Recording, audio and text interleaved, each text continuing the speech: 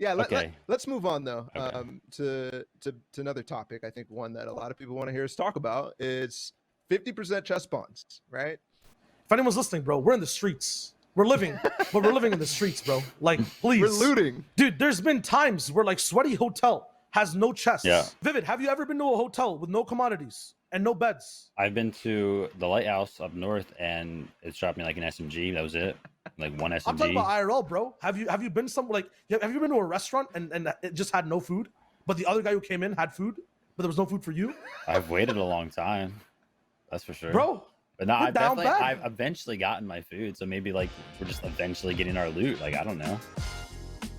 Hello and welcome to the first ever episode of the FNTASIA podcast. I'm Ballatw, joined by my partner in crime, Shio Wager, and our special guest today, Vivid. Actually, Cloud9 Vivid officially, man. Welcome. Thank you. What's going on, guys? Nothing much, bro. It's just going to kick off this little podcast for the first time ever. Pretty excited about that. I want to thank you for coming on the show and also congratulate you on the signing. I think it's a big step, I think. And I'm also kind of like wondering what that signing actually, means for you, right? Because to me, I'm like looking at a veteran player, the first winner pretty much of any tournament. And I'm like, okay, cool. He's taken care of. So yeah, I just want to congratulate you on that. Yeah, thank you. Signing Cloud9 was a little not weird. It was a really easy process, but I wasn't in esports before this, obviously, and then Liquid picked me up, and Liquid was like my home for 2 years. So it was a little emotional leaving, but due to some stuff, I felt like it was best for me to do that and at least like explore free agency. And then Jack came in and was like, "Yo, let's do this," and I was like, "Oh, hell yeah!" And he was really nice about like what he gave me and stuff like that. And so far, I think it was a really good decision, and I'm happy to be where I'm at. Cool. Well, let's get into the show a little bit. Shao, introducing this podcast about competitive Fortnite that we're going to be doing pretty much every week. We've been working on the concept for a little bit, but we're hoping to talk about pretty much everything that you guys really care about, I think. Yeah, I care about and beyond. I want to let that tagline catch on. Not naturally. I want to force it. But basically, it's just about like getting a guest on every week that's like topical, relevant, big pop-off individual, Vivid being the most. So we had to get him first.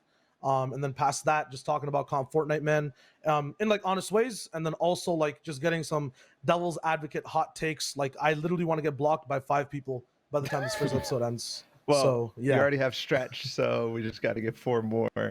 True. Damn. True. So yeah, guys, I just want to basically, tell you all where you can watch us, where you can listen to us. We're going to be on all the different podcasting platforms, like Spotify, Apple Music, Stitcher, SoundCloud, like all of the places. After this episode is finished, we'll be uploading it there. And then also, if you want to watch in video formats, you can either watch it live, like the people who are on Twitch right now and telling me about my mic clipping issues. Sorry about that. And then also on YouTube. And if you want to keep up with the podcast, I know a lot of you guys already are following the FNTASIA podcast Twitter. That's where it's at. So you can go to my Twitter and find the links and whatever. And you'll be able to see like our schedule, who our guests are, and all of that things. So make sure you do that. Let's get into it. The first basic thing that I want to talk about is we're about 3 to 4 weeks into the competitive season. We've had a number of results so far, and some major ones. Like we've had minor tournaments like Ninja Battles. We've had Chipotle. We've had the Lobetti Cup. Actually, that's the first one I want to talk about. Happened 2 weeks ago, and it was only an EU, and I think it was Aqua, Noah Riley, and Reason who won. Shao, I'll start with you. I want your major takeaways from this event. For me, when it comes to like just a first event in general, I noticed this in like season X kind of. The team that always plays the first event well is the one that can adapt the fastest to meta, to the gameplay, to things that are changing, because we had solos a lot before. So no Riley, Aqua, Reason for me. I just feel like when you want to make predictions, look at how the next FNCS is going to go. Like, the first grand finals lobby that's going to happen, the first qualifier week. Just put your money on like the results of the Lobetti Cup. It shows a lot there. And it's just interesting to see like who's actually winning and who didn't show up. Surprising, I would say, even to see Reason, No Rally, and Aqua at number 1, because I know other people have different faves and takes. Yeah. But it's just cool to see meta changes and how they work and adapt to a leaderboard. Yeah, I basically, Vivid, want to ask about these, early tournaments and what they mean and what the goals are for trios as they start in a competitive season. And I don't know if you watched the Betty Cup or anything from that, but in any case, what are the people trying to do right now? I'm pretty sure I watched it. I don't remember a damn thing from it though, so couldn't really like attest to much I saw. But I mean, it's just the Aqua effect. Like Aqua's probably like one of the most or the smartest like EU player out there, right? So seeing him come out on top early is not really that surprising because he probably figured out the meta like really, really fast. Yeah. It's also really interesting when it comes down to trios because trios is actually like the most like methodical game mode we've had, probably. I mean, squads maybe a little bit more, but I would say I would give the argument to trios just because squads is really simple and the fact that you just had so many masses, you could just pretty much just tarp the zone. Whereas trios is there's like some movement and you have like 1,500 less masses than squads, so your rotations matter like a lot more. And I would assume that Aqua just straight up like just got the zone with smart rotations, and obviously we have like shockwaves, bouncers, crash pads in the game now, and he probably just used them really well like a couple weeks in and just popped off. Yeah. It was kind of like that. I think the biggest thing that we saw, I mean, aside from the fantastic end game play that we always see from them, is that they dropped 5 different spots over the 10 games. Wow. And yeah, that was my reaction straight up. But I was also wondering, like, why would you do that? That seems scary to me, Vivid. You know, it's actually funny you mentioned that because that's actually something I did during World Cup qualifiers. I'm pretty sure I went like 4 different places during World Cup qualifiers. I went to the block, to the ball spawn above Pleasant, to Pleasant, and then I went junk as well.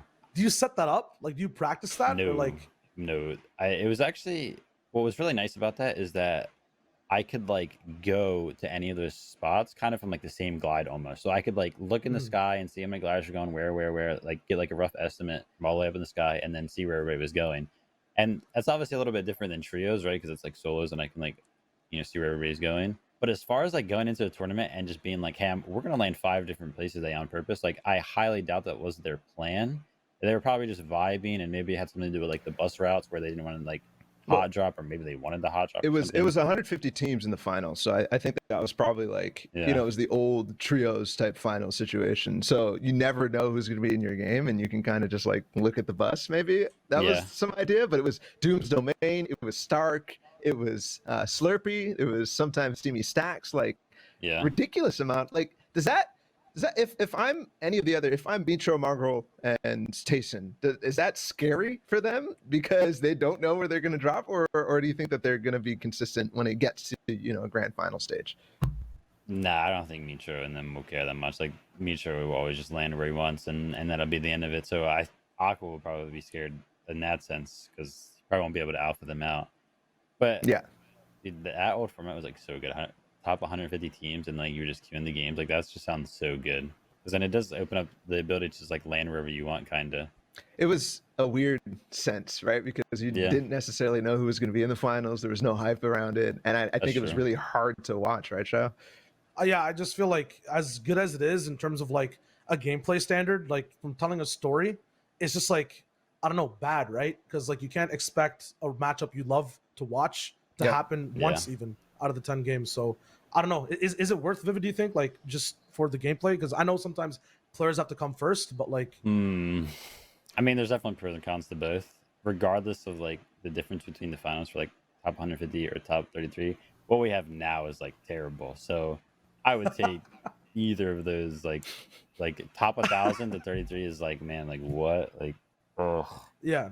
Yeah, but it's not necessarily the top 33 that's bad. It's like the funnel. I mean, I've talked about this on a number of different shows, but it's the funnel. It's the top 1,000. Yeah. If it was top 200 teams in the 33, it'd be different, right? Yeah, it would be different. Yeah. So let's continue moving through results. Just cash cups. So I'm going to read them off. EU Cash Cup was won by Queasy Milan and Chapix, which to me was really, really surprising because there was a lot of good teams on their heels, but it just kind of feels like in EU, the Cash Cups are playing out differently. The first one was won by Hen, Deciptos, and Putric, and there was always this factor of a W key game being won with 20 minutes left and them getting 25 kills or something like that. It's a definite, like, no change in the story, right? That's kind of what Cash Cups have been. 25 right before as a pattern in trios is kind of insane. But like just EU versus NA in general, I just feel like with EU, you just have more teams that are used to winning, aka the region's better. That's why you might see different teams on the top. I see you smile vivid, like thoughts, because NA just seems like maybe 10, 15 teams that sometimes get first. I mean, EU is just a bigger region, so True. like they're just gonna have more good players, right? Like maybe NA East, you can argue that there's like 100 good players, right? Like we have 100 people in Elite Scrim, whereas in like EU, it's probably like 300 good players or like 200 good players or something like that. So obviously, there's gonna be like a bigger battle in those cash cups because there's just more people fighting for that first place spot, straight up. So is it then now not surprising at all that we see at the top of the NA East Cash Cup Slacks, Acorn, and Jack, and then the second place Saf and Stretch? I think that those guys for sure are people that we put up there in terms of the elite players. But to me, them winning a Cash Cup is I think a little telling, because this is now a new team that nobody's really looking at as the best of the best, but winning one of the first Cash Cups in the season by a decent margin is a good sign for them.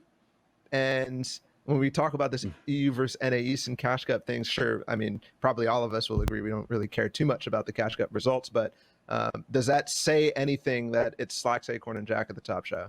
I think it didn't say much at the time. I feel like once again, when it's like earlier Cash Cups, first Cash Cups, the people who adapt the most are the best. So like people like Acorn, Jack, people like established duos, right? I think you'll see a pattern in the top 10 maybe, that every single one of those trios has an established duo plus one, right? I think Unknown, Caster, Smack, there we go, played together in fifth, like Mero and Day, Zayt and Saf, like that's comfortability on top.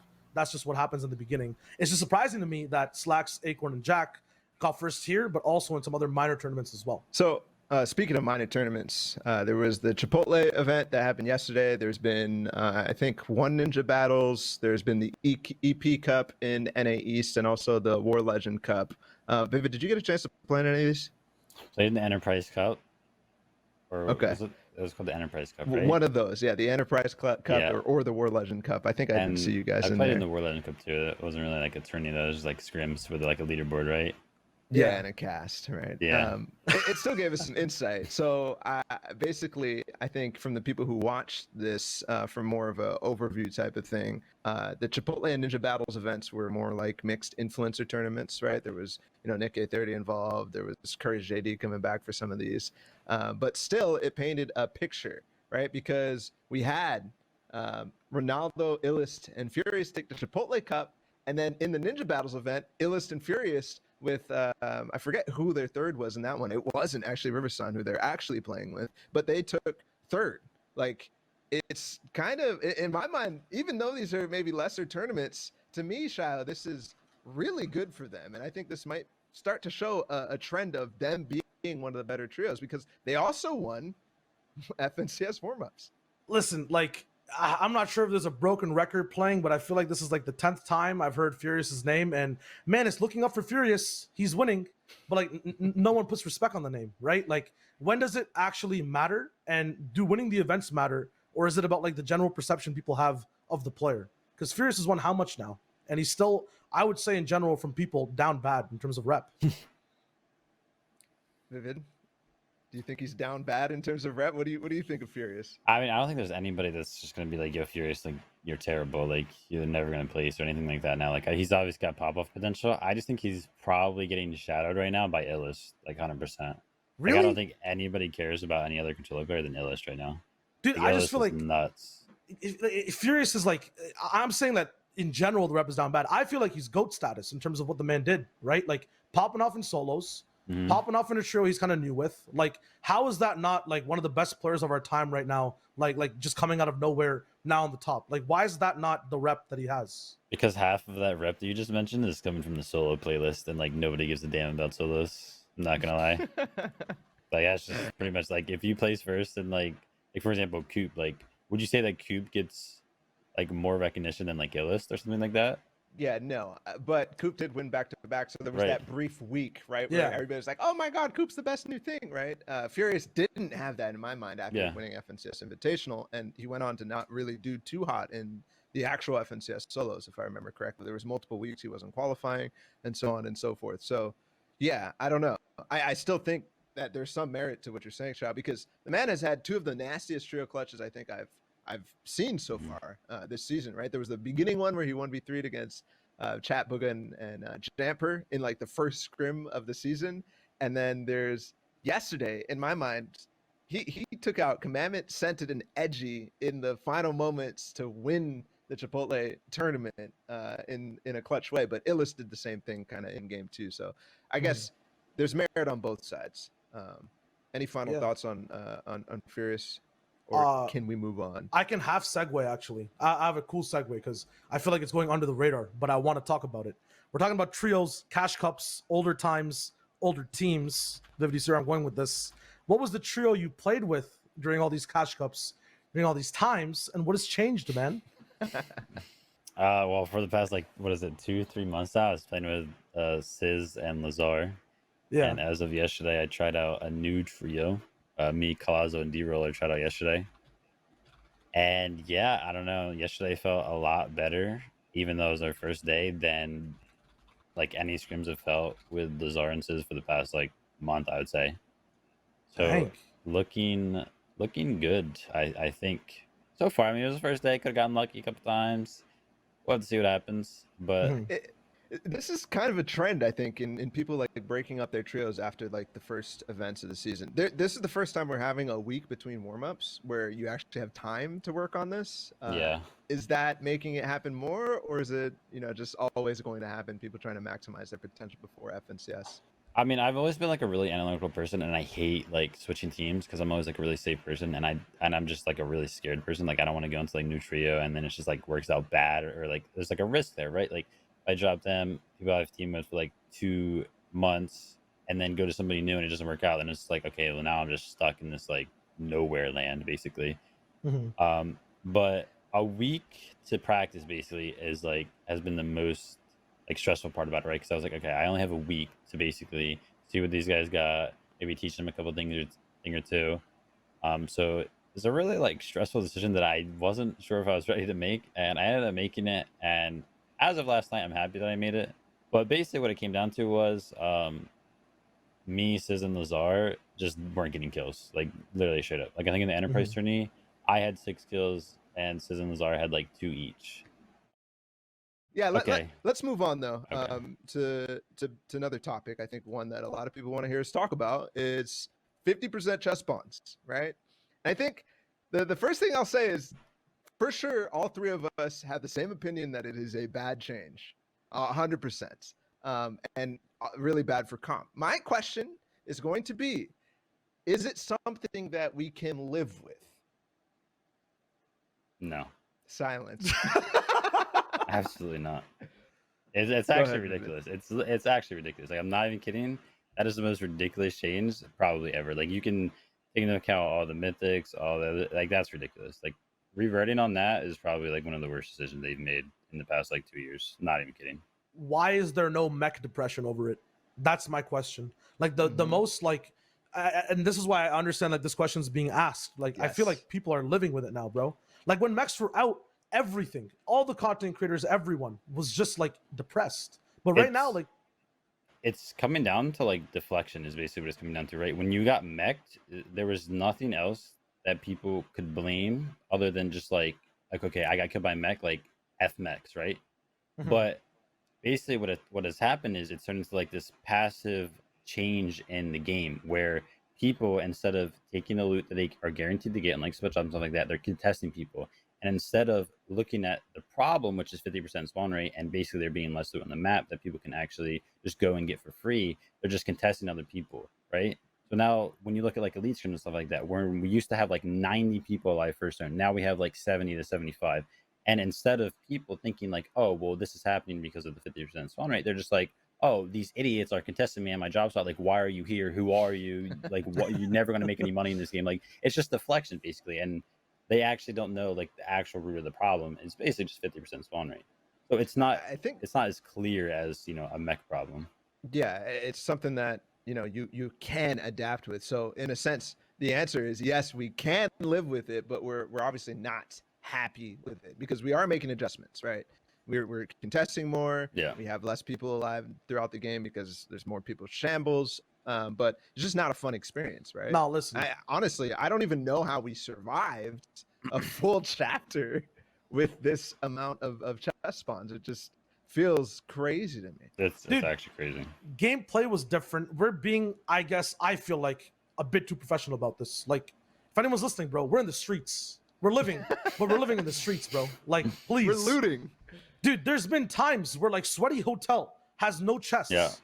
Vivid, have you ever been to a hotel with no commodities and no beds? I've been to the lighthouse up north, and it dropped me like an SMG. That was it, like one SMG. I'm talking about IRL, bro. Have you been somewhere like have you been to a restaurant and it just had no food, but the other guy who came in had food, but there was no food for you, I've waited a long time. That's for sure, bro? But no, We're I've down definitely, bad. I've eventually gotten my food, so maybe like we're just eventually getting our loot. Like I don't know. Yeah. We down bad. We Like, down bad. That's for sure. Yeah. Let's, Shayo, I love you. You're the man. But okay. So what is this actually changing? Right? It's you said we're contesting more. People are trying to grab more loot. But on the minute differences, basically we're just increasing RNG. Right? Just like across the board. There's no like. Sure, we might adapt individually, but across the board there is much more volatility. Right? Yeah. Yeah. So just bad. It's just bad. Like I would like it. Just bad. I would like it if it had something to come with it. Like, okay, now if you find a chest, it'll be blue up guaranteed, right? No gimmicks in it. Like, it'll have more. But I just feel like we got something taken away and nothing was given back with the change. So I just don't feel like it was a change targeted to improve things. But it definitely was targeted to change things up, in my opinion. But yeah. Yeah, I've always had the opinion that it's it's to help bad players in the overall sense of the game, right? Not necessarily people who are playing comp. I don't think they really, truly are targeting anything to do with that. It's just helping bad players in general, and then making sure that that change is seen in both. Because if not, then people are just going to, if they have the choice, whether they're bad players or not, whether the change is helping them or not, they are going to play the choice that gives them 100% chest spawns. Well, again, whether that is good for them and their gameplay or not. So, in any case, unless Vivid, you have one more thing to say about this, I'd like to move on into some better topics. I was gonna say, what's actually interesting about the philosophy about that is that they'll do something like that and make it easier for bad players to kill good players, and then they'll add stuff like Dooms and Stark, who only the best teams can claim, and they will literally just stomp you on a tournament. Like, they will win from those spots if they're uncon 100% of the time, and if some bad team contests them, there's no shot you're killing them there. Like, there's just no way. So it's just, I don't know, it doesn't make sense. Like, there's like a philosophy. They do that so often, though. Like, it's also like kind of a thing where, sure, the good players, they're going to do well with Stark, but it'd also make the bad players, when they do end up with whatever, Doom's loot or mythic item, it makes them feel like, gods or whatever, and that keeps them playing in a sense. Because last season, for example, whenever I got caddy, man, I felt like I was having the most fun that I've ever had in the game, because it just was different. You would literally always have the crazy shotgun that would easily one tap people, and you just were pushing every single fight. So it made it way more fun for me, I guess. But in any case, let's move on. Let's move on to another hot topic. Let's talk about drop spot beef, and specifically, let's talk about some of the fights that we've been seeing. Zayt and his team, Zayt, Saf, and Stretch, is the one that everybody's talking about over and over and over. And it's not just against Bizzle, it's against two other teams as well that they fought in FNCS warm-ups. First thoughts on this, Shia? How did it get this crazy is my thing. I don't think we've ever seen it before. My first thoughts are just like, God damn, bro, like no one's holding their punches. Vivid, you've known these guys for quite some time, I guess. And I guess the entire community has kind of known them too. To me, Zayt and Bizzle were never, ever people to contest spots, to be fighting over and over and over. And now it feels personal. All of a sudden, since, I guess, season 3, since Caddy Corner and all these mythic spots got introduced, these things are going like, I mean, remember squad, Zayt, Saf, and his entire squad were playing Risky Reels. They played Zayt Hill. They played the bridge. They played that split. It's not necessarily the best of best spots, but it worked. And they just, let the gameplay speak for itself in a sense and just dominate it from there. For Bizzle, it was a mid map split. He's been doing that forever, and all of a sudden he's going to Doom's Domain. What's going on here? What is the, I guess, reasoning that this is all happening for these two teams? Well, definitely the change in metas, right? Because you're just attesting to the squad meta, which was straight up everybody had the same loot basically, right? So it didn't necessarily matter where you landed. You just had to know your spot really well and just play well from it. They took like a middle map spot, which is obviously like middle map. If there's nothing on the outer edges to like benefit from, then middle positioning is obviously the best. And they both had like middle map like presence there, so it was like really easy for them to rotate and such. But ever since like last season, probably Caddy Launcher did this. Everybody realized that like, hey, if you have mythic loot, like you're just going to win. Just because there were so many solo pop-offs of like random people when they just had Caddy loot, right? Mm-hmm. So coming into like trios, like, oh well, mythic loot is gonna be crazy, and both of them just didn't want to deal with that. They're both like really good teams, so they ended up contesting each other. And for anybody that doesn't know, like I know there's still some people that don't believe it, but that beef is 100% real, like without a doubt. Like trust me. Like it is actually crazy how real that beef is. But as far as like picking sides on that, like I'm friends with both of them, and I refuse to like refuse to. Okay, like, what's the word? Like, pick a side almost or something. Okay, don't pick a side, but who do you think is winning in the beef right now? I'm gonna be honest. I really like. I mean, Zay has done better in tournaments, right? Like, there's been like one Cash Cup. Okay. As like a Cash full Cup trio. doesn't even really count, right? It doesn't even really count. It like. Does EP count? Like I want to go ahead and say that it doesn't matter who's winning. Like it doesn't matter who's winning Elite Scrims because there's it's top 1,000 to top 33. Like it won't matter until there's a finals and they're both in it. Like it genuinely just won't. And I don't think that's gonna happen because they're gonna be contesting each other. Yeah, because there's gonna be like what happened to Bizzle, Dubs, and Mega in like the first Cash Cup or was it second Cash Cup? I don't know. They Dallas won like 7 times, literally, just because they want to go Dooms, and so does every other like player that plays the game because they know how easy it is to win from there.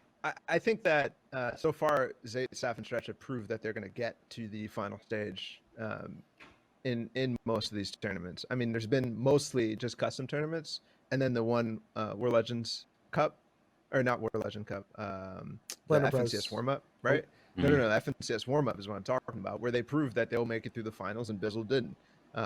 To me, it's more like the other guys and whether or not it's actually worth it for Saf and Stretch because they're still doing, obviously FNCS warm-ups had no stakes, and for them probably Chipotle didn't have stakes either. But they're literally WKing the crap out of the team that's landing there. It's Taken, Hart, and Durant who are landing there, and they're trying to grief the crap out of them so that they leave. But so far it's not working, and those guys have actually outplaced them in those tournaments where it's like, we made it to here, we qualified into here, we're going to stick to our spot, right?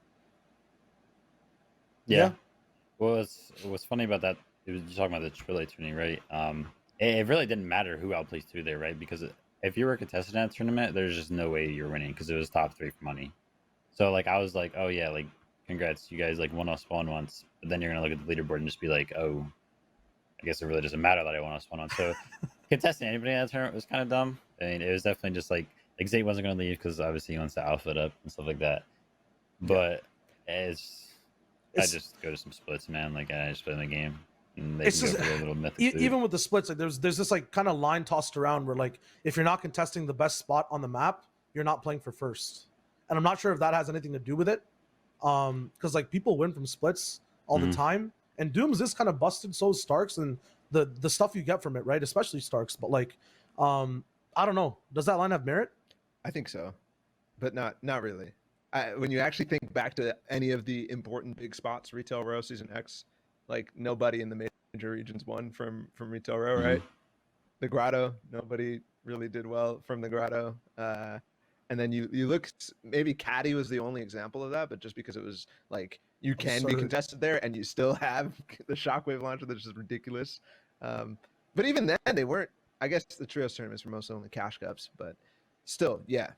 I think it's like maybe not necessarily the best spot on the map, maybe Stark is better, maybe something else, but if they do end up getting it uncontested, all of a sudden it looks really nice. I think that as time goes on, they're going to make changes to whatever is going to be best for them, right? Start using a split up in the north side, try to get that sort of uncontested, and maybe, have a good chance of getting Dooms at the same time. I think these will evolve, but to me, the surprising thing is how personal it's gotten. But in any case, let's move on to Stark Industries. I think there's obviously some fights in EU that we want to not necessarily talk about because it's kind of quiet over there, but Stark Industries over the weekend was fought by Scented Edge and Commandment against Booga Jamper and Avery.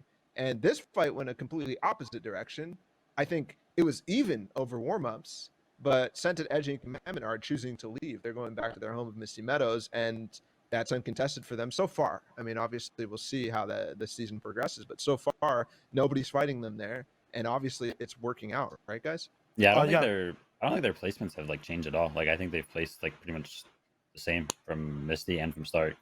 So I mean, if you're placing the same, I don't really think that it's worth to like contest. Also, like Sented's going back west for like a week or two, so he's going to be on higher ping and didn't want to contest because of that. So the hype ping thing too, like I just found the contesting at Starks like really weird. Like at least in warm-ups and EP, like I don't know what you can learn, like kind of shark landing for it, right? Like just 50-50ing one chest. And it was like 6 people, man. Like that shit was literally a game show. It wasn't even like a tactical finals fight. It was so weird and so random. So I'm not sure on day 2, like a little bit. But there's still trios that do that. Like I just don't get it because you're not going to be able to learn anything. Like it's actually pure randomness. I mean, it's hard to learn like because that chest is always going to spawn, right? And you 100% know that somebody's 100% landing there, whether it's your trio, some other trio, right? But it's impossible to create some strategy to outplay that because if you would have to base it around getting loot elsewhere to create a pinch on that one specific spot, and you can't guarantee loot anywhere because we have 50% spawn rate in chests. So I think you see that philosophy actually happens. There are teams that have, I mean, even Scented Edge and Commandment, for example, we're winning Stark by outplaying the people, Booga Jamper and Avery, full 50-50 in the chest together, by landing on the roof and stuff like that. I think that it has more dynamics, but you're right.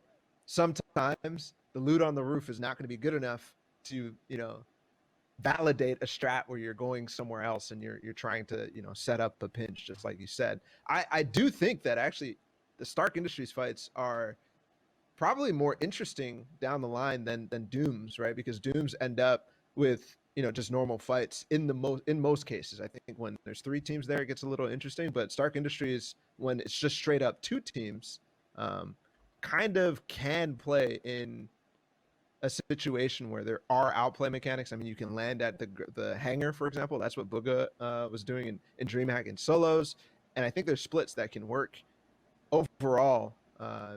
But you're right. It's one of these situations like the way that the game is right now, you're going to go for it every single time, and it's going to be 50-50, I guess. But in any case, they're leaving. So it's just because of the 50-50. There's the ping thing too, but in any case, Vivid, you said that they're placing just as well. Does this mean, though, that Booga, Avery, and Jamper are all of a sudden really big favorites to win FNTASIA and beyond with this, Scented Edge and them leaving?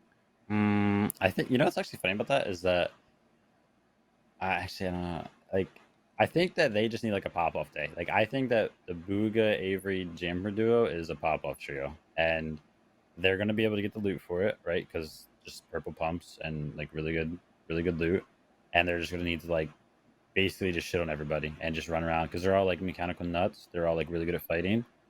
I'm not sure they haven't been streaming for the past couple of days, so I don't know how they're doing like end game wise and like rotational wise and stuff like that. But I'm under the assumption that they're just going to need to pop off and just kill as many people as they can and just snowball that into some placements. Yeah.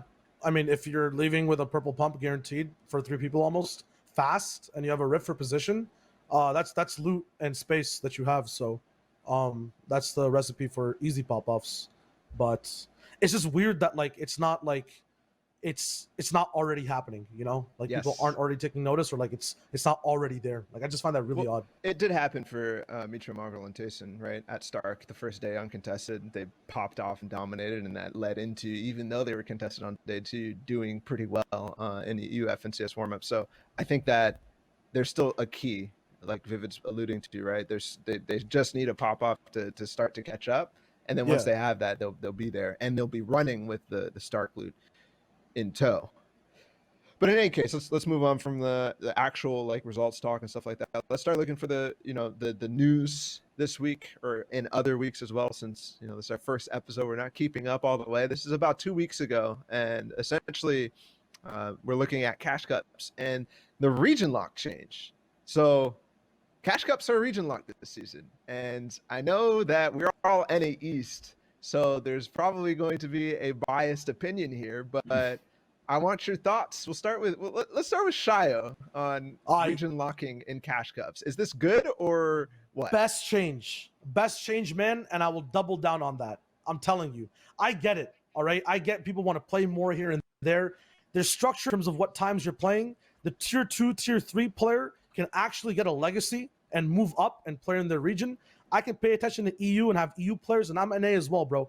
I'm tired of seeing these EU guys just run a terrain on the goddamn region, bro. It's so annoying. I'm like, I wonder if a friend I've had for the last year who's been playing comp Fortnite is doing well. Oh, Benji Fishy just got a 20 kill game in the grand finals. Wow, that's crazy of a cash cup. Like, it's just, I don't know. I feel like it's really good just for health, but like I get why people are pissed.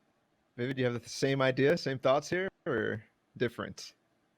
Oh man, I think for cash cups there shouldn't be a region lock. Man, listen. These players aren't going to get into FNCS, the guys who the cash cups matter for, right?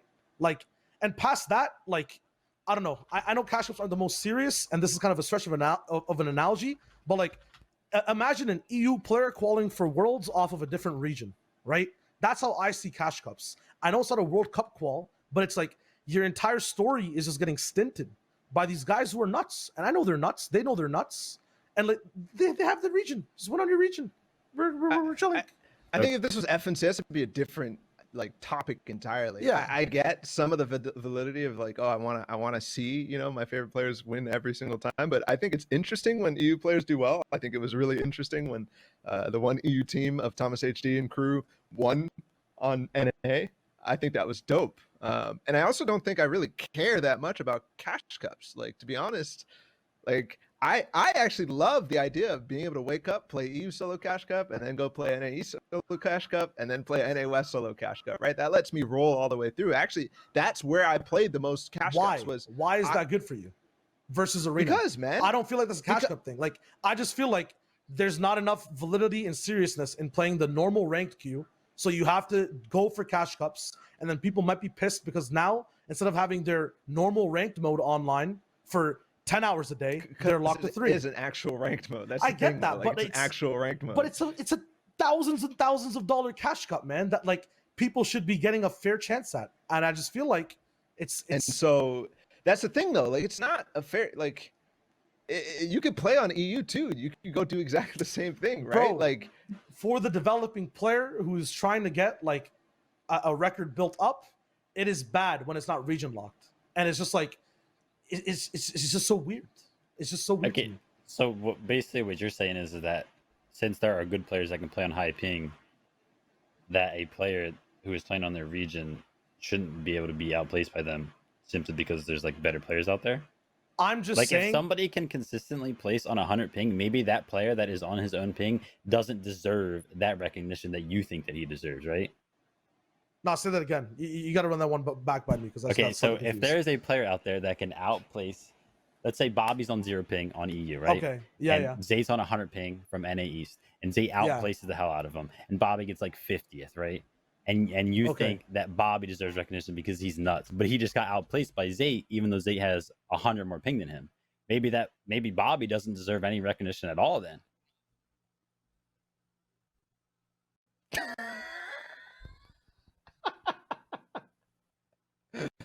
Shayo, you good, bro? This is Bobby the perfect sucks. time Bobby for him sucks. to freeze. This is actually the perfect Oh, is he time actually for him frozen? to freeze. Yeah. Oh, he's actually frozen. Oh, Oh just my knocked god! him out. There's no way That's you a just KO. destroyed him that It's hard. a KO. Oh my Later, god! bud. All right, well, we'll get Shayo back in. But the other thing about cash cups and what they changed this season is actually the format did not change. We're still stuck with the old placement threshold format. So it's to me, I'm wondering why is this happening, right? Because they changed it in FNCS. Why are they sticking with their ways? And also, like we're a year past now where we've had DreamHack. We're a year and a half past where we had ESL. We've gotten rid of placement thresholds on so many levels. Why are we still so slow to catch up when it comes to cash cups? So you're saying that like because like top 12 gets points and then top 9 gets points, you just think it should be top 12, top 11, top 10, top 9, top 8, right? Like you want. Yep, exactly. I mean, it just comes back. It just circles back around to like they just want players who are bad to have a shot, right? Like if I get 11th every single game, and then one guy gets like second one game because he gets lucky, then he technically gets more points than me. It's just a consistency thing. Like they don't want to reward consistent players, I guess. I don't know. I think it overcomplicates the system. Like why wouldn't you just get 1 point for a placement? Pretty easy, right? Exactly. So it's like the community all has this idea in my mind that the consistent placement thresholds are better, and all we need to do from there is balance the eliminations. I mean, we had some issues where there was formats that had this non-placement thresholdy idea and it went through. So why? Yeah, I'd be really interested to hear an official statement on like the idea behind the formats. But the problem with kills always comes from like the argument that I hate about the kills, like compared to placement, is that everybody's always like, oh, well, a win equals 20 kills or something like that, right? But like the biggest problem with that is that usually the placements are so top heavy that like it doesn't matter. Like you could get like top 5 or something like that and not get as many points as somebody who got like like 10 kills or something like that. Like the placements are so top heavy right now that it doesn't reward that consistency as you're talking about. Like it's just like so pop off heavy, basically. Like you have to get like second or something like that, and it's just I don't know. I don't think it's that healthy. Well, we're still trying to get Shio in. Let's move on to the next topic, and let's talk about the prize pool splits and somewhat of the FNCS changes. So first off, we still have console/mobile, and however that's working, I have no clue how that's working. And we're also having PC prize pool, and it's exactly the same prize pool. And I know we're again biased because we don't have any console players on here at all, but I have to wonder, and I guess my biggest question is there a plan here from Epic that is actually working out, and why they're continuing to add this prize pool for console? Because this is what the third season in a row that we're going to have this. 100% console should have a prize pool, 100%, like without a doubt. It's good for the scene. It's good to keep people playing the game. Fortnite's one of the most open games out there. Anybody can play it. I 100% agree. I don't agree with console having the same amount of money as basically just like straight up better players. Like PC players are just better. I don't think anybody would ever argue that PC players are like worse than console players, right? There's just better competition on PC, and there should be rewards for placing in that better competition. I think it's really good that console gets money and it can basically give them a path to, buying something or building something that they can switch over to PC and grind there and actually make a career out of it, or something that, rather than just basically throwing cash at console and just having a bunch of like pros switch over to console. That way they can just basically steal that money. Like they're winning cars over there basically. When you know what I mean? Like it's crazy. And that's the crux of it to me, is it feels like it devalues the whole idea of having console competitions at all when they're equal, right? When it's obviously harder to do anything on PC, and the console tournaments are being won by PC players anyways. Right. So it's a weird thing where the prize pool is so good that it's influencing the others to come over and play it. And I think that's just unhealthy in general. And the idea, I guess, is to, console has a massive player base. They always have more players playing in all these tournaments, whether it's good on console or not, whether the support is there for their platform or not. It's always them having, a bigger population. That makes sense, right? Especially in NA, especially as consoles continue to gain popularity. But the idea that they're incentivizing more people to play just doesn't actually pan out, because they're following the same splits that are attempting to be top heavy to create excitement in the PC scene, to create excitement with broadcasts and viewership and drops on viewerships and all that sort of stuff, and create discussion. That's not happening on console. So we're not actually, there's nobody who's like looking at the console leaderboard and seeing, Spud Light, who's who's or any of the console winners who are PC pros and deciding, oh, I want to be like that, and trying to play up through console, Right. right? Yeah. There's always been a philosophy too in like Winter Royale for Epic that, yeah, we can actually reward the bottom side of players a lot. And I think if we had that philosophy, I'd be much more okay with this decision, even if it was split 50-50. I know that might not sound good on paper, but I feel like that would achieve the goals of more players a little bit more, right? I mean, maybe, I don't know. But like the crazy thing is that they're basically investing, like, let's say 100. Obviously, it's more than this, but like, say there's 100 grand dedicated to like PC, and people hear that number, right? And it makes people want to watch. Whereas if you take 100K and then put it in the console, nobody wants to watch it. Like, there's just nobody that watches that console stuff. So it pretty much like dilutes the viewership, because people would care more about like 200K on PC more so than 100K on PC, right? Like, it would just create more hype on PC at the higher level of competition. It'd be better for, the health of the scene in general, and then people still have a gateway to get there through, console prize pools. It'd be better. Shao, welcome back. What is Are up? You good? You chilling? I am never stepping. I know that was. I know again. that was a roast. I am never fucking with this guy ever again, bro. Holy shit, he just dossed my ass like with his word. That's crazy. Actually crazy. My bad. No, you're chilling. We're talking about console prize pools, and you guys are probably like approaching it. Let me predict this. Oh, deserve a prize pool, but it shouldn't be as big, right? Is that what you guys are saying? Yeah, basically. Let me put it this way, okay? Is there a next generation multi-million-dollar tournament for gold and bronze players in League of Legends? No. Exactly. Why is there one over here, right? And then that's the point. And I don't want to rest on the case that they shouldn't have anything whatsoever. I feel like we were talking about Ballatw, you were saying I like playing EU in the morning, I like playing NA East afterwards. It's ranked, it's competitive, and they need that shit too. It just doesn't need to be yes. Not everything needs prizes. Not everything needs prizes. I honestly am of the opinion that cash cup prize pools, for the most part, are probably too big in general. And that sounds crazy too. But when you think about like a large distribution of this prize pool, we're always having this 50-50 split between console, even in the platform cash cups and stuff like that. The entire prize pool, in a sense, for 2020 has been split between console and PC. And even when you add it up, I mean, when you add it up, it does, seem large, but when you split it between all the different regions, all of a sudden we're not getting that marketing effect that we had with, a summer skirmish giving $100,000 away to first place.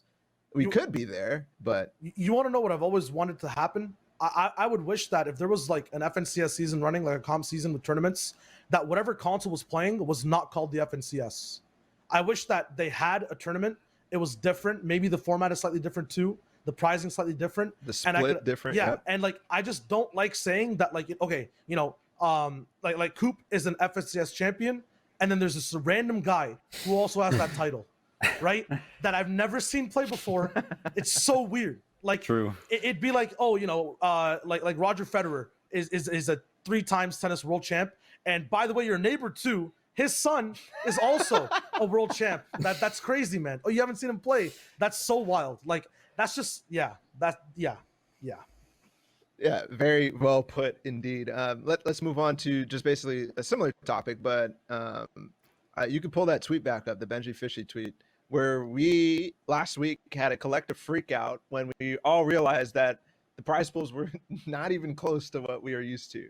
The split is something like a quarter of what we had in season X for trios. And I guess because we've come full circle, people actually realize this, but it wasn't like that, back in squads when the prize pool was already split, and back in, duos when it was ridiculously small as well.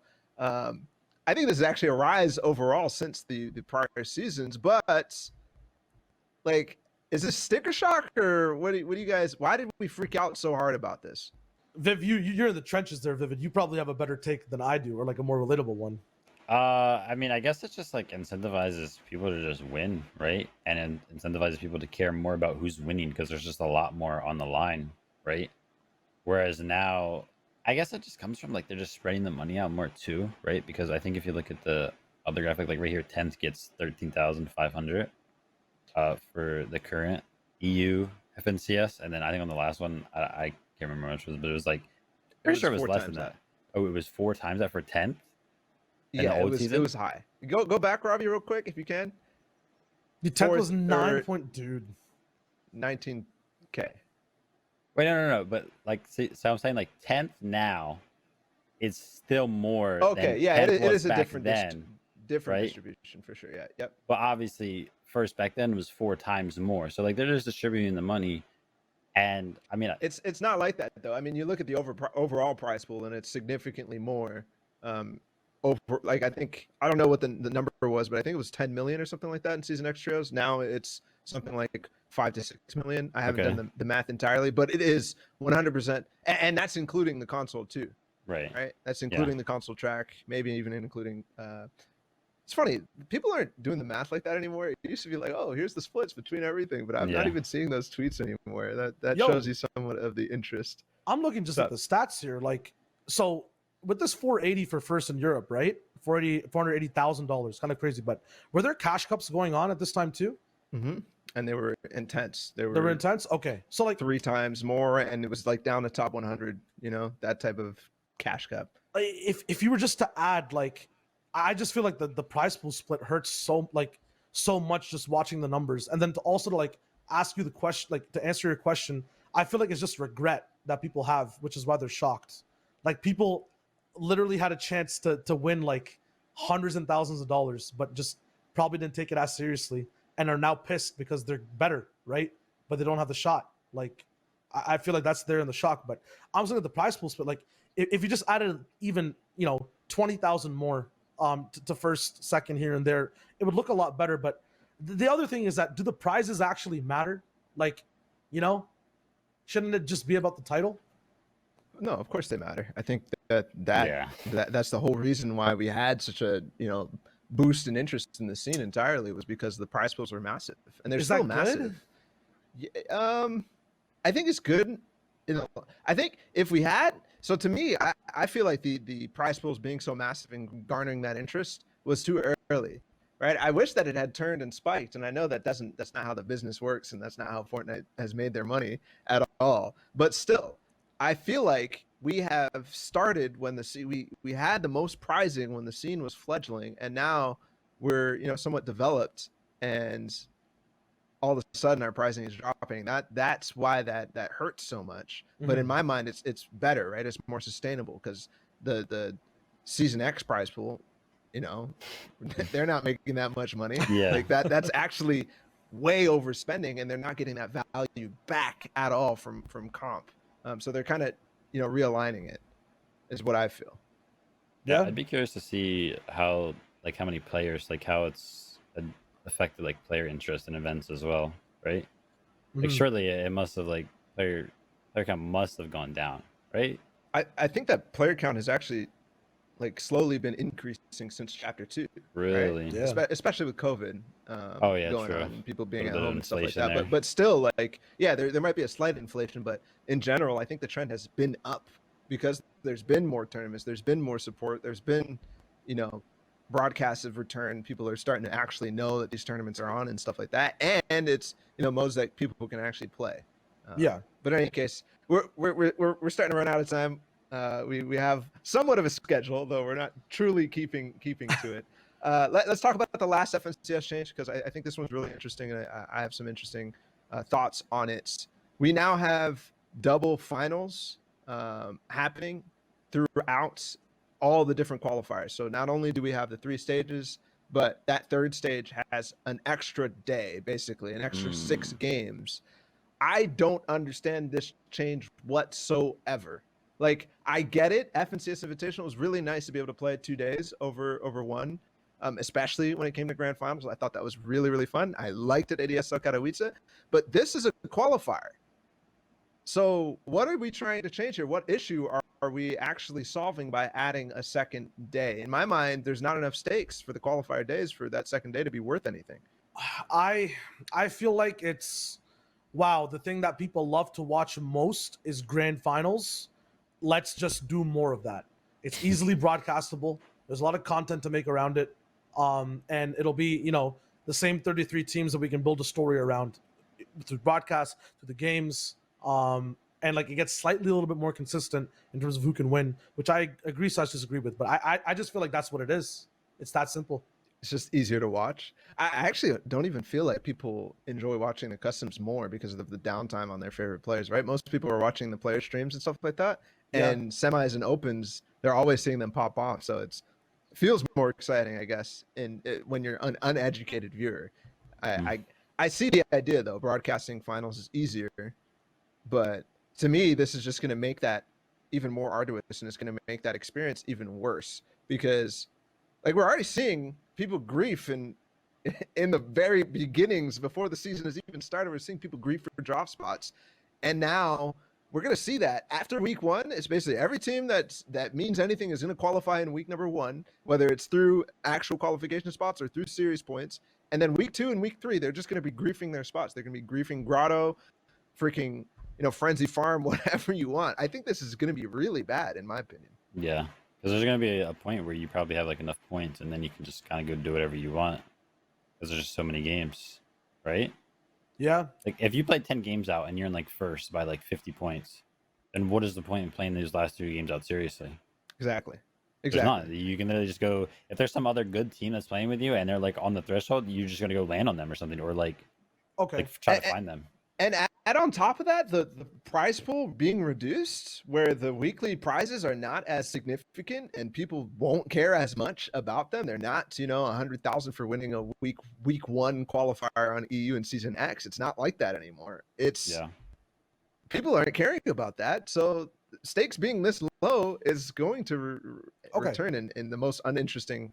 Go ahead, Shia. We've identified the problem multiple times. Let's think about solutions. Okay. So if we want to have 2-day formats for this type of lobby, first of all, to double back on that, I think the thing that people would want most is if we're going to have these many days, have an extra stage between 1K and 33, right? Yes. And we talked about that a bit before.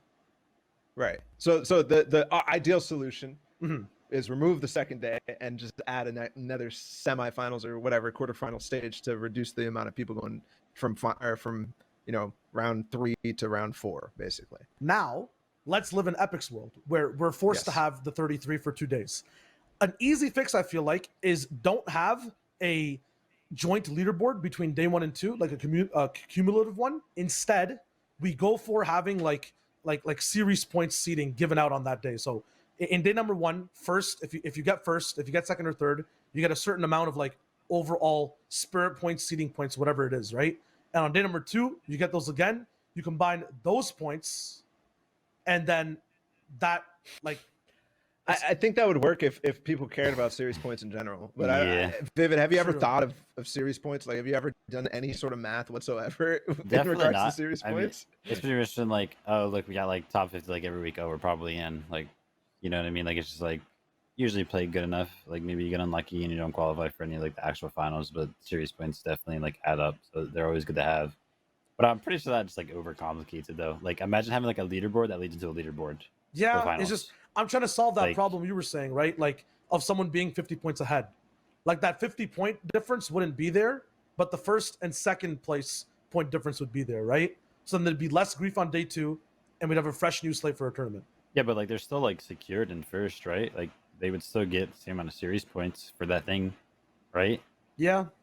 Like if it is quite literally not possible. I just freeze again, bro. You're good. No, they're just gonna do whatever they want, man. Like yeah, true. All right, well, let's move on again. We didn't even talk about the wild card match. It's on our screen right now.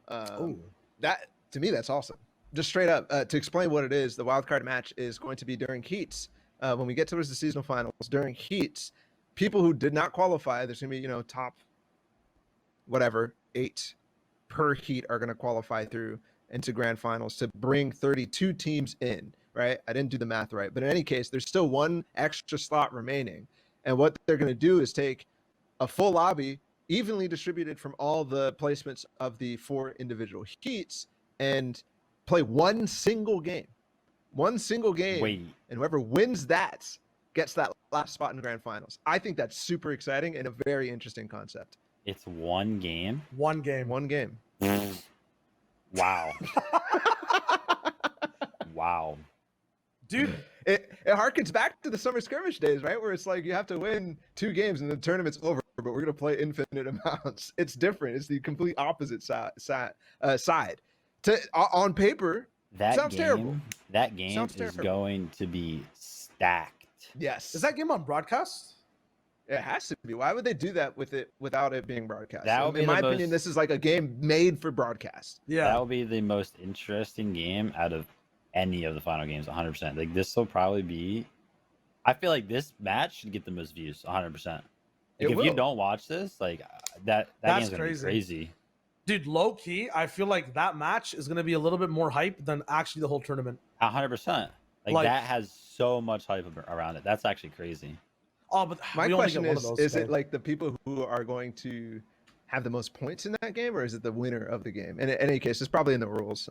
But I think it's What would pretty be better? exciting idea. winner, What would be bro? better? better? It's a Winner, wild winner, card. winner, Winner, winner. 100%. It Yeah. has to be winner. If Yeah. it's not winner, then it's dumb. That'd be It'd so be weird. so confusing Like, because yeah. we don't even get like a live leaderboard anyway. So we'd like it'd be that Yeah. stupid moment where it's like, oh, who actually qualified, and we have to wait for the leaderboard to find out. Instead of just being like the Victory Royale, they made it, they're in the grand finals. You know, Yeah. that's Yeah. a completely different moment. But Dude, imagine so, getting DC from Vivid, that I think lobby. I think Vivid, your original impression when you heard me say it's one game was Yeah, I was like, oh, that's that's stupid. terrible. That's so bad. But now I mean, technically, it is bad, right? It's bad. Is it? You shouldn't be able to just win one game and make grand finals. Like, there should be a little bit of a series for it to determine like who's actually the best out of all those. Because technically, winning one game isn't necessarily like enough proof to prove that you're the best out of all those teams. But for the hype around it, I think it's way better just to have one game. Like now that I think about it, Dude, it's, I think it's a weird spot. Sorry to cut you off, but No, like go for it. where that team or those people in the wild card game, whoever wins is going to be playing a different game than they're going to be playing in that they played in heats already and that they played in grand finals. You have to go into it with a completely different style, right? yeah. So Maybe that'll just turn into like 8 teams pleasant though. screw it. Like, send it, bro. It's so worth the sacrifice of it not being like as structured. If it was structured, bro, we'd be here till 2021 finishing up this FNCS. If Yeah, you wanted no, everything I to be agree. perfect, right? So like Yeah. BR, you know, and Fortnite, like I'm down, by the way, for FNTS that went until 2021. I think that'd be so sick if we had a real structure that went Imagine through that entire process. Series points for like 4 months or something. Yeah, That'd be and they crazy. actually mattered. Like you had seeds going from series points that everybody had fought for, like top 5 already makes it in the grand finals or something like that. I think that'd be sick because then people would still even care. In any case, we're digressing. Let's move on a little bit more. Interesting topic overall, but let's get into some of the other news because we had scheduled 10 minutes, but we started late, so we have about 20 more minutes to get through free agent signings and a bunch of other discussions. So let's start. Cloud9 has just signed over the last week 4 players, Vivid, you being one of them, Frisk being one of them, Avery being one of them, and Nosh being one of them. And we can get to the overall takes about what Cloud9 is doing, but this is a re-entering of Cloud9 since they dropped their original roster way back in early 2019. I don't even think they really had anybody besides the Brazilian squad at World Cup. They So had- yeah, you're right. yeah. So let's start with Frisk. In my mind, one of the most underrated players. He played really, really well in duos, and then came out in FNCS Solos Invitational, in FNCS Solos itself, and a number of the DreamHacks playing quite well. Is this a good signing? Yes, no, Shao? I think it is. Definitely in terms of like recent, if you want to sign a player that has potential but doesn't have like a legacy yet, it's a good pickup. I feel like orgs need those players because just on a financial standpoint, they're probably cheaper. They probably don't have like it's like you're putting your bets in, and you need players like that, or else maybe you're just bullying. I know C9 has the funds, so that could be a point. Vivid thoughts?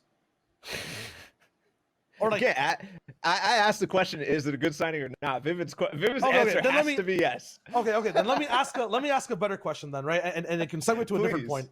Please. Vivid, have you ever talked to when is the last time you talked to Frisk, or do you even talk to Frisk? Why are you putting me on the spot right now, man? I just want to know. No, I don't think I've ever had a conversation with Frisk. No. dude, is that not odd that you is it a Fortnite thing where people are on the same It team is. and like It's a Fortnite thing. they 100%. never speak? That's so weird. Even when I was on like Liquid, like I never spoke to Scented or River Yeah. or like Stretch really. Yeah, so like that gets to my point, I guess, about all this entire thing. We can move to talking about Avery and Nosh in a second here, but the thing is, like, there's no links between any of these players, so collectively signing them means nothing. It's just their individual brands, and once again, we're doing nothing with the actual trio season. We're not, signing people who are on the same team. We're not signing people who have any sort of, I mean, the only people who have any sort of link at all is Avery and Nosh, because they played together for like what 2-3 weeks or something like that. And I don't know, it just seems kind of scattered. I think that it works in some cases, and it's just like a gamble. And to me, this is no offense to you, Vivid, but it seems like Cloud9 is making the same mistakes, not on the people that they've signed, but the ideas behind it, right? So you think that it's bad to sign people that are on different trios? No, not necessarily, but I think that this is indicative of them not really caring too much about the entire squad, if that makes any sense. I actually thought about this a while ago when Saf was a free agent and everybody was like, "Yo, Energy's gonna pick up Saf." I just think it's dumb for Energy to pick up Saf in that scenario, because any publicity that they get from Zate is already enough, right? Like they wouldn't need to double down, because any event that Zate places in, so is Saf, right? So there's no point to like double down on that publicity because they're already getting it from one of the players. If you have multiple players on the same team, you're just losing out on some publicity if you pick up like somebody else on a different trio. So if you have, but you miss out on the content opportunities too, right? Like the stuff that NRG has done with their team and a lot of the other successful teams is like big content with people who are friends, with people who, are or are not duos necessarily, but they're friends and they have connections with each other. And things like BBG with Calc and Has, for example, like that is actually fun. They're getting value out of that. I can't think of really too much other people like that, but in any case, I think that's the point that I'm making, is the way that you make value out of Fortnite players is to make exciting content with them, not just picking up somebody who, does well. Disagree. I actually disagree. It's that content is so in the heat of the moment, and like it fizzles out. The shit that stays, I think, is what Vivid's talking about, like the long-term placement results, like the BBSM, right? The BBGTSM thing. Like if you have cross-org trios, those placements hold off over time, and then you just get all the publicity TSM's getting, right? And NRG's getting for both orgs shared. So I think that's actually better than the one-off brother announcement for Calc and Has. Like, what's happened past that? Where's the rest of the content? Think about it like this. You remember when Zate did that video of him in like the little hamster ball? Remember that? Yeah. You remember that now that I speak about it, right? But when you think about Zate, you don't think about him in a hamster ball. You think about him winning fucking everything. No, but that's right. Okay, Zate's a special case, guys. Like Zate is a I don't think Has when I think Calc. I instantly think of Macwood, and then I think of TSM. No, but I feel like we have that BBG has made fans out of their roster more than others have, because of the content that they make. Really? And sure, it might not be super long term, and I don't necessarily think that BBG has done the greatest job, but in my mind, that's what you really need to be thinking about when you're signing Fortnite rosters. Vivid, Bucky FPS. First word that comes to mind. Rio. Okay, Ballatw, Bucky. First word that comes to mind. Announcement video? Like, no, bro. Like it's no, but that's not the point, man. It's not like, oh wow, we think of announcement video.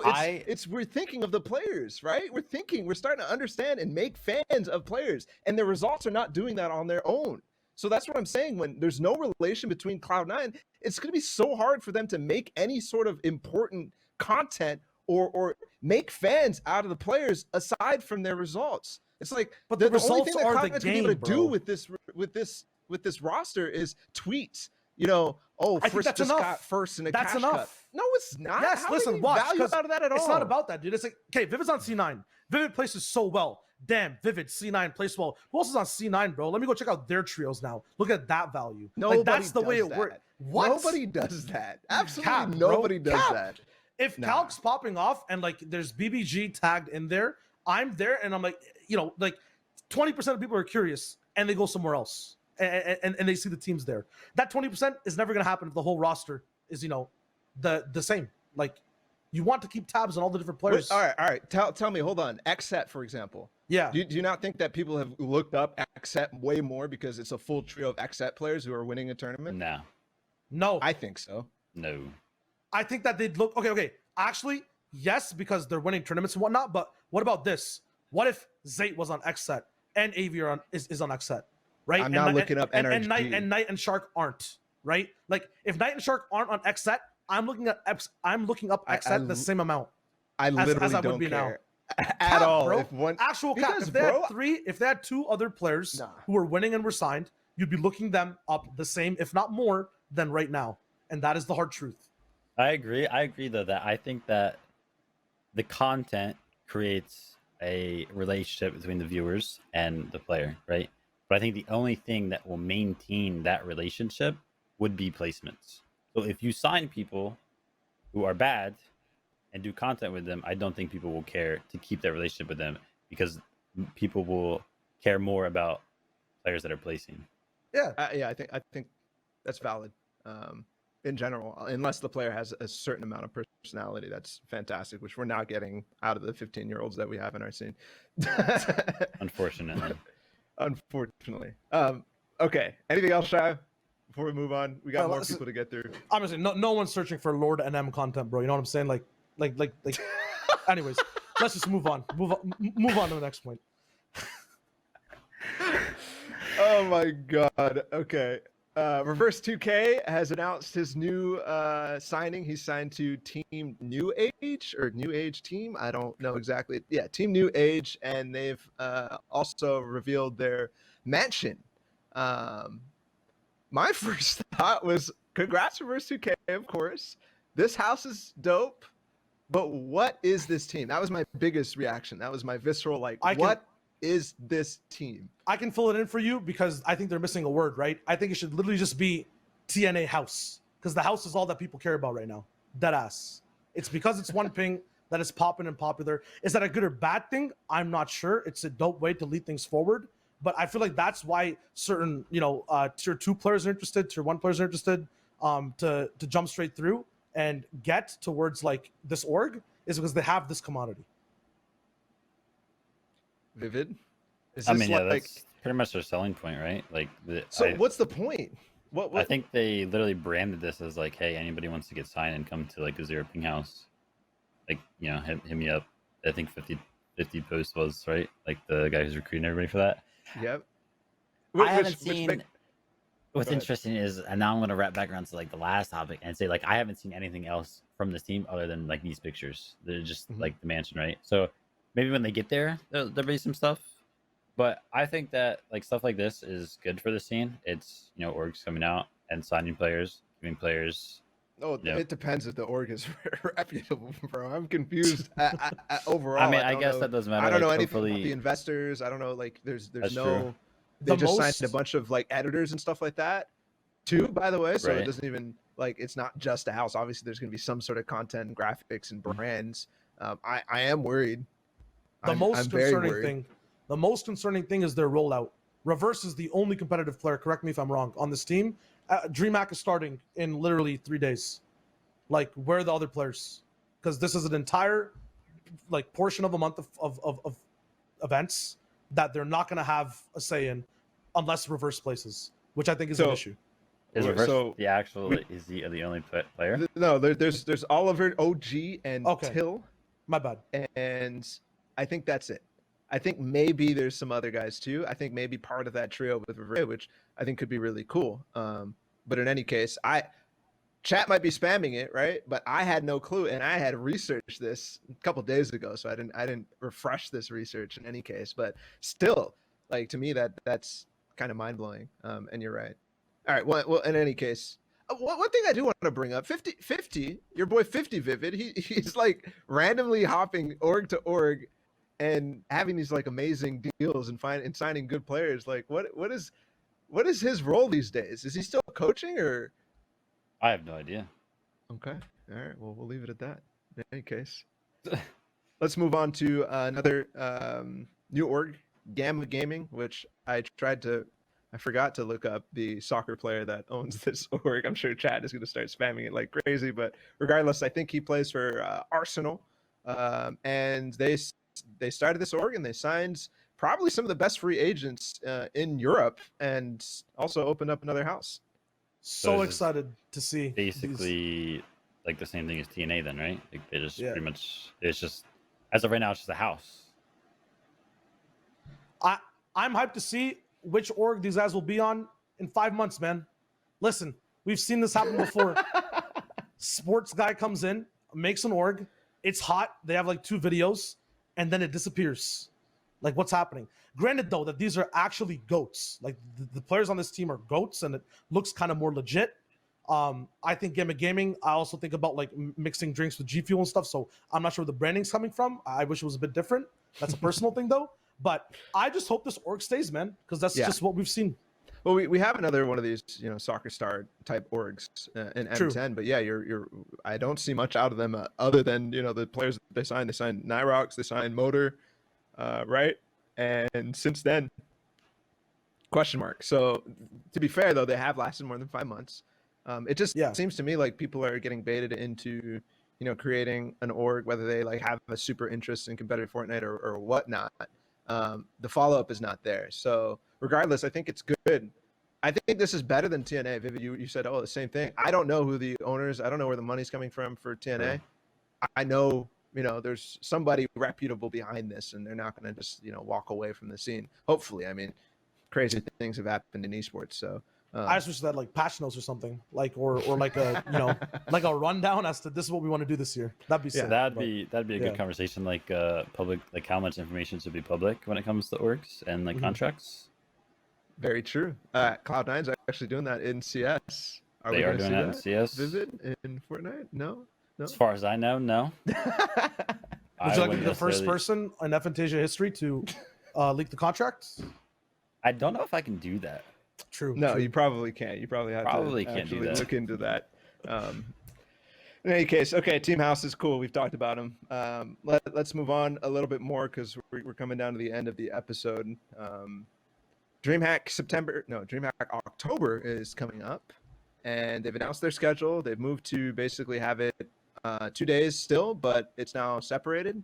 So you have your heats on Monday, I think, for most of these, and then your grand finals and semifinals on Thursday. So I think that DreamHack overall has been fairly successful, especially given the fact that they have the best format in solos overall. But some of these scheduling changes are really rough to deal with. And I'd like to know, just in general, like State of Dreamhack is what I'd ask you guys. Is the State of Dreamhack going well? Is it trending in a good direction or not? Shall I start with you?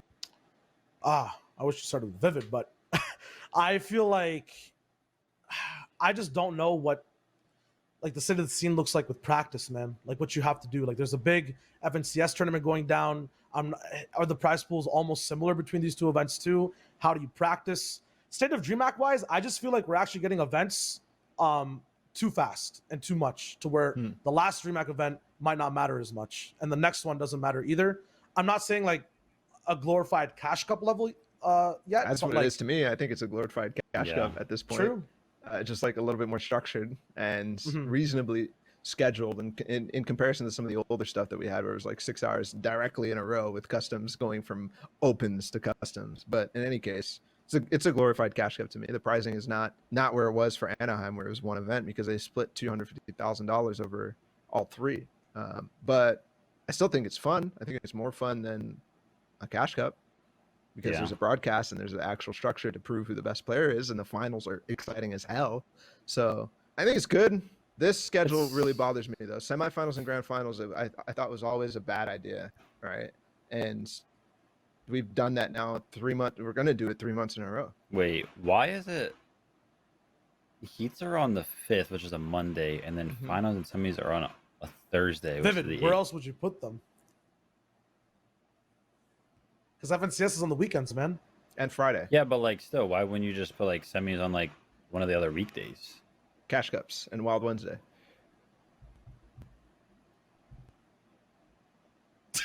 He just face palmed. True. Like I guess you literally can't do anything else. But I think that DreamHack's losing its touch because I think everybody's just over solos.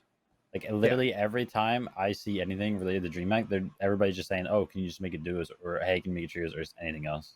Yeah. So I think that's the biggest thing. I'm not sure if how like firm DreamHack is on like that being solos, but I would highly consider changing if I was them because I think that they would get a lot more hype, a lot more viewers out of a game mode, like a team game mode, than they would out of solos at this point in time. It just Personally. feels like they're once again pushing for the short-sighted idea that solos generates the most players, and while that might be true, it's also, in my mind, hemorrhaging interest in Yeah, a, but in a even massive way. I think we Yeah. literally have a, you know, we have an artery cut, and I don't care anymore about who. Like I look at these solo results, and I'm every single time, I'm trying to make deductions, I'm trying to make things, but it's a different player, or Teak wins back to back, but it like doesn't even feel good anymore. It Yeah. just feels like, wow, okay, cool, move on, because there's another one next week. There's two, just like Shai was saying, maybe it's just too much. These are also going to be really boring because when's the last time anybody has ran a solo scrim?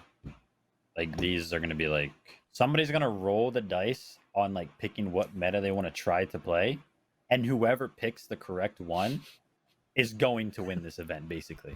Like there's a whole other just RNG dice roll going on. I think we already had event. that in because we've already had a season 4 DreamHack, by the way. Like we had Oh? West. Yeah, West played on Yes. right? Alouette. Did No, they? actually West, East, and EU. They all play. We don't even remember. That's pathetic. No, they did. I remember But- because like we're doing the drop stop map with starts. Mars Wait, driving a something- taxi, all the different things. Yeah, yes. Mars driving the taxi. Yeah. Even still, wasn't there like silver surfboards then, and now there's just like not, and then group ball. So like the meta's pretty much changed. Silver Surfers Yeah. are gone. Yeah, Yep. you know that they're not in comp. The only mythic that is in comp is the Gauntlets. Dooms. Wait, what? Yeah. When did this happen? Oh my god. 2 weeks Hello? ago ish. Whenever the Iron Man thing came out, I'm Oh, pretty I sure. did stop watching. I guess around DreamHack, I was doing. I was My thing is focused on like other things. if I stop watching comp for like a month or like maybe 2 months and I'm doing something else and I come back, like I think things should just kind of be concise as to okay, who are like the top people I'm looking at now, and I look into like let's look at DreamHack. There have been what 6 Mhm. different events at that moment where every player is trying to win. Could a region lock help? I don't know. I'm an advocate though, but could a region lock help? I'm not sure. I actually really liked. I think originally I really liked the idea of DreamHack being non-region locked and everything else being Yeah. region locked. Isn't that like why? Because at first in July, for example, at first it was like, oh man, we haven't had this forever, right? There was the one Elite Cup that was really cool, and EU players are winning games in solos on off ping in that Elite Cup, and that to me was really exciting. And July brought that energy back, but then it happened in August, and then it happened in September, and now it's going to happen in October, and I'm just like, I'm kind of over it at this point because Mr. Savage is not actually doing he's not doing well. Hen plays third on DreamHack, and nobody even cares, even though it's like such a crazy feat.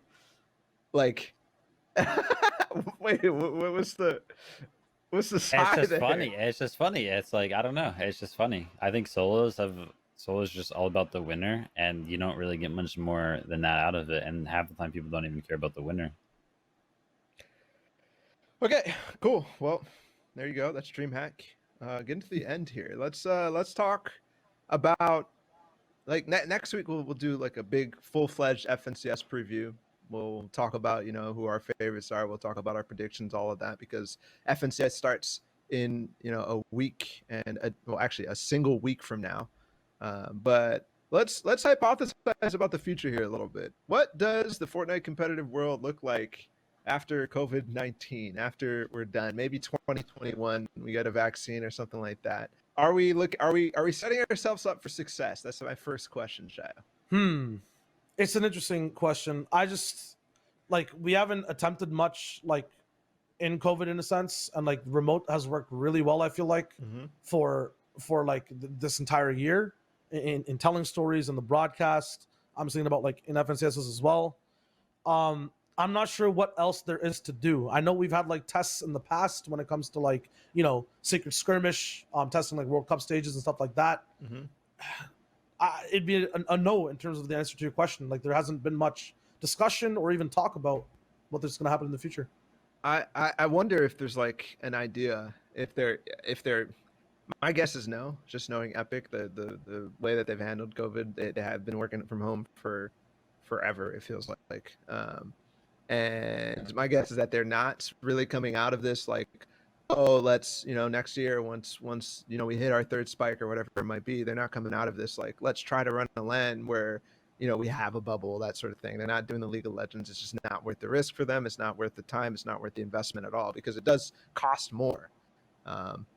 But in any case, let's move past that, right? Let's say it's all gone. What does the best setup look in terms of format, in terms of lands, in terms of modes, all of that, Vivid? What would you like to see out of a COVID-19 free world and Fortnite competitive in that world? What I would like to see is a World Cup without solos. That is what I would like to see. So I would like to see 2 game modes at World Cup, and neither of them be solos. That Really? would be awesome for me. Yeah. Huh? Why 2 game modes in itself? Because to me that's Well, already like I'm canceling that idea because I don't. You have a trio and you have a squad or you have a duo and you're breaking things up. You're breaking the consistency up right away. Good point. I guess it doesn't have to be 2 game modes. I guess I kind of just took the last World Cup notion in the sense that it had 2 game modes. It was like, oh, let's just carry that over. But you're probably right. It's probably better just have like a team game mode there. Disagree. I think that it should be 2 modes, 100%. But the structure should be different. It should not be on a Saturday and a Sunday. It should be weekend to weekend, right? Look at how a bunch of other esports do it in terms of the sections of their tournaments. I would not really care much about play-ins and probably skip them or the group stages if the finals were literally the next day. I would just care about the important thing, right? But because things are structured out, like I'll watch the play-ins, I'll watch the groups because the event is over 3 weeks. I feel like we could have a dope, like, you know, like I think in the most perfect world, if Fortnite had unlimited money and we could fly out a bunch of thousands of people and have 4 hotels, literally do like semis to grands, like on land somehow. Like I don't know, like right? Throughout the week. I actually, when we think back to the DreamHack schedule, I'm excited that we have this is the first time we have a tournament where, you know, you have qualifiers on Monday and then you have some time in between. I'm so excited about that concept because it allows scheduling to be a little bit more fluid. And in any case, I would love to see that at World Cup. I don't necessarily care about whether there's, you know, multiple modes or not. Well, actually, I do. It should just be one mode for consistency purposes and interest purposes. But in any case, the idea of, you know, to be honest, first we do regional lands to actually qualify people to World Cup. I think that's, if we don't have that, it's a big failure in a next World Cup. Secondly, I think that we should have heats at World Cup itself, right? And it should take place, you know, not necessarily with a crowd, not necessarily in a stadium, but it should take place with, you know, maybe a limited crowd or something like that in a smaller venue. And then bring that up, scale it up as we get through. People get hyper and hyper. We start to develop these stories. And heat should not be on the same day, too, by the way. You should have individually every single heat be broadcasted and hyped up. And it's like, okay, this heat, it's all about Bizzle versus Vivid, you know? This team versus that team. These are the top dogs, and one of them might not make it. Those types of things would be amazing leading up to the final story, the grand finale of Grand Finals. And whatever it looks like, I think there's been plenty of, you know, discussion on what the actual finals format should look like. I'm not talking about point format, but like, you know, 2 days, whatever. We've discussed that even today.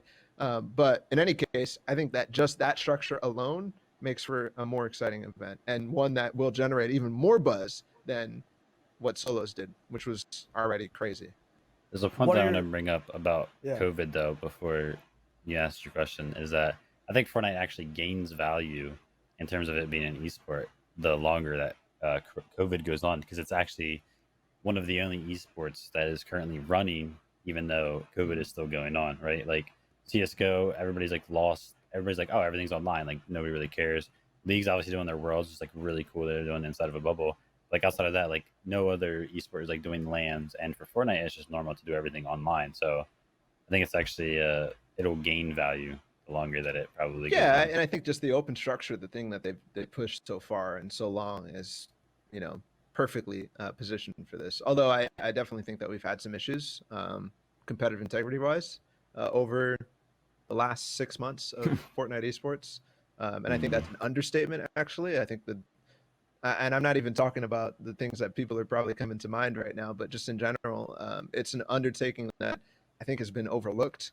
But in any case, it's still running, and it's always going to still run because we have such a robust structure from open to grand finals. So it's exciting times for Fortnite competitive. I think you're right about that. I thought of the God formula in terms of making everyone happy, having solos, having trios, and having a main mode, right? I'm thinking about the wildcard match. I'm thinking about the fun things you can do with BR. I'm thinking about how solos, after watching and participating and being a part of that invitational, is such a good sprinkles mode. Like if trios is ice cream, solos is like the sprinkles you get to see when there's an invitational type beat. Yes. I like this idea you have, Ballatw, of, you know, broadcasting the heats, whatnot. Then we get the grand finals. In grand finals, wouldn't it be sick if we watch the trios play, or we're going to watch them play, right? Just stop right there. I don't want to hear anything about this. Hold up. But beforehand, right? Like if you want to still have solos as a part of it, you do like maybe show matches leading up to it, or maybe after, who knows? Because obviously viewership, you want to structure it right, where everyone that's qualified through trios plays the 6-game solos with like a cash pool, or not a cash pool, with a prize pool. Why? I've always hated that because trios players are not good solo players. I know, but it would be fun. I think it'd be better than having a pro-am. I think it'd be better than having 2 split main game modes. You could have the focus on trios, and then instead of Creative World Cup, instead of like all these not super gimmicky things, you could have that as like the, wow, that's cool. Like I got to watch Vivid take out Collazo, you know, and I'm not going to see that. But like they both qualled. That's such a big journey here, and they get to play solos. I think it'd be a drastic shift, though. I think that'd be exciting. Like Secret Skirmish was really fun because we saw Vivid kill Poach like 3 times. Pooped on. Shit on. But that was more of a show matchy feel. It definitely felt show matchy, and I think that'd be a disservice to the people who actually want solos, because it's different, right? It's not the same vibe. It's more fun. It's more like for, I don't know. Have to take a risk then, man, because I just feel like it's so hard to think about Fortnite World Cup and like, even though it might be better, not have solos in it and focus on a main team good. Maybe it doesn't need to be solos, but there definitely needs to be like a lead up. Like somebody said Zone Wars World Cup or something like that. Like maybe you can do something with the teams. Let's say you have 33 trios that qualify, and then you do some sort of bracket to like Zone Wars or something like that, and it's just like some like lead up or something like that. Like it'd be like 3v3 Zone Wars, and then each trio that qualified would just go through like a bracket. I don't know. I think there's a world where solos can actually exist at World Cup too, as a more minor, as a more minor event. You just don't have to play it because there's clearly people who want to play solos, and I don't think that's ever going to change unless the mode just gets deleted. Because even if there's cash cups, even if there's all this, there's some people out there who are literally only playing solos, and until there's massive improvements in setting up a team and finding players to play with and stuff like that, I don't think we're ever going to match that from trios. Final thoughts, Shai, on this topic? On this topic, just going back to, for some reason, always comparing Fortnite to League or like other ranked modes. There's no ranked solos and duos World Cup for League of Legends, right? Or there's no World Cup for CSGO. So I think solos can 100% just survive, and we can have main team modes as the main thing. I'm down with that. And keep the solos, cash cups, and the FNTASIas and whatnot as like the ranked mode, the pseudo ranked mode that fills the gap for Fortnite. Those are my last thoughts. Cool. Well, that's the first episode of FNTASIA or Fantasia. You guys have to make the link in your head. Regardless, guys, thank you all for joining us. If you're watching live on Twitch, don't forget you can watch and listen both on YouTube and on pretty much any one of your favorite podcasting platforms. So make sure you do that and keep in touch with us with at FNTASIA Podcast on Twitter. Vivid, thank you so much for joining us today, dude. It's been a blast, minus all the technical issues. But Always a pleasure. Love chatting it up about my favorite competitive game.